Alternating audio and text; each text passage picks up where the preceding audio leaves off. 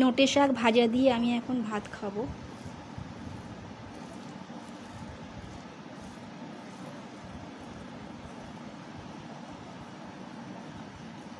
তার সঙ্গে কাঁচা পেঁয়াজ,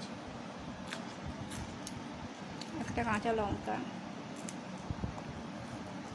হলো নোটে শাক, 10 টাকা দিয়ে বাজার থেকে আমি কিনে নিয়ে এসেছি।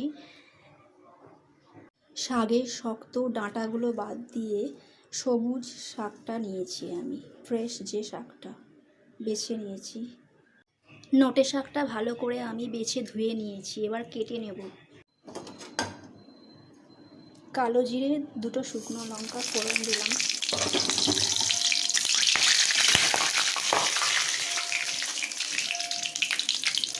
রসুন কুচি আর লঙ্কা কুচি।